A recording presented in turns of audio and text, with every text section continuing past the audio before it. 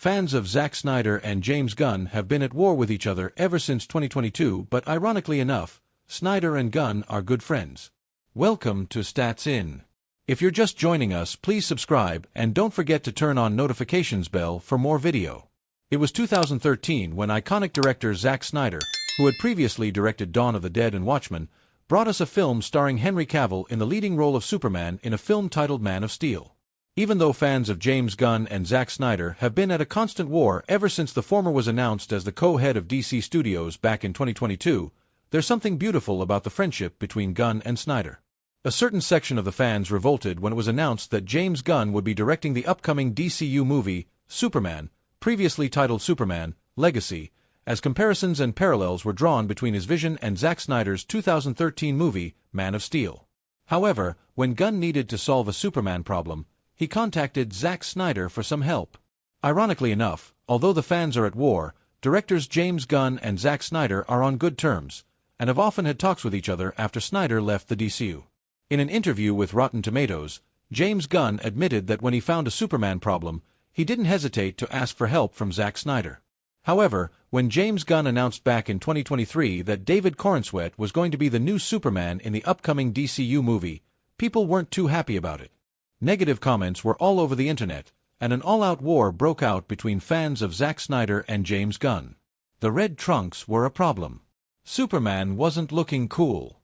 That's because David Corenswet and James Gunn hadn't embraced the fact that Superman was supposed to look like this from the start. One of the biggest questions was, were we going to have trunks, or were we going to not have trunks? I talked to Zack Snyder, who was like, I tried a billion different versions with the trunks, and I couldn't get there. He continued, and I was feeling exactly the same way. I went in with David, he tried it not trunks, and he tried it trunks, and I was still going to go with not trunks. Theoretically, I liked the idea of trunks because it's, the Superman I grew up with. David Corenswet weighed in on the conversation when he agreed with Gunn that, but the problem is they look kind of silly. So, that's where the director and the cast of Superman found themselves. The question to wear red trunks or no red trunks was a pretty important one since the trunks made Superman stand out, and were also his special attire. But on the other hand, they also looked kind of silly.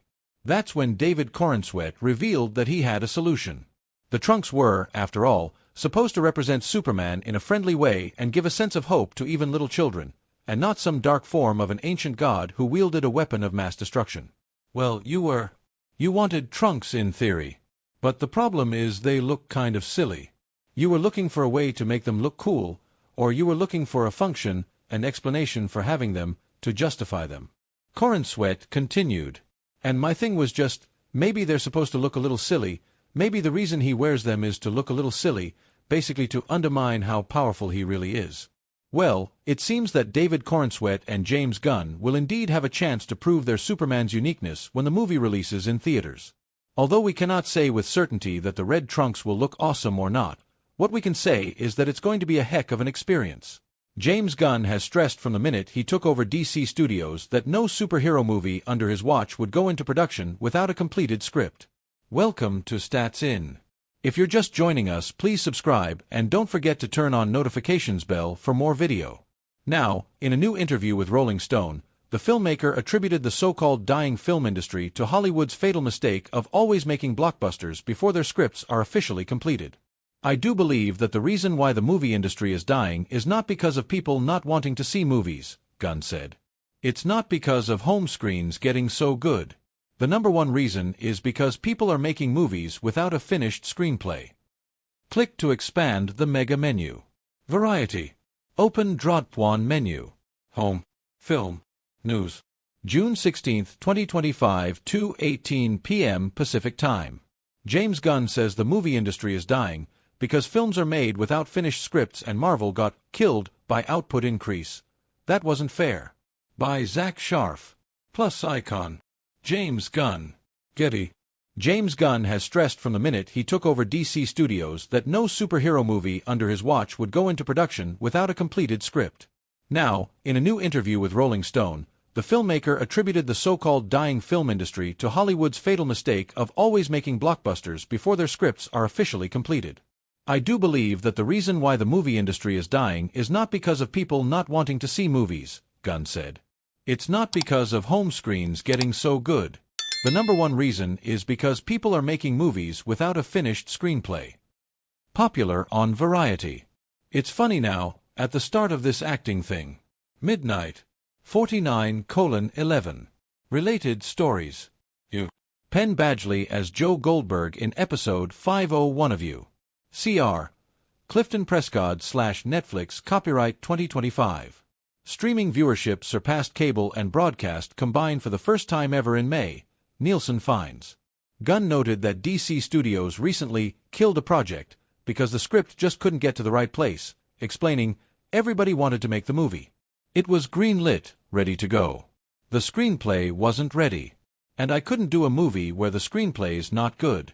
And we've been really lucky so far, because Supergirl's script was so fucking good off the bat. And then Lanterns came in, and the script was so fucking good. Clayface, same thing. So fucking good. So we have these scripts that we've been really lucky with or wise in our choices or whatever the combination is. Another thing Gunn said that is working in his favor is that there is no corporate mandate from Warner Brothers to churn out a certain number of film and television projects at DC Studios.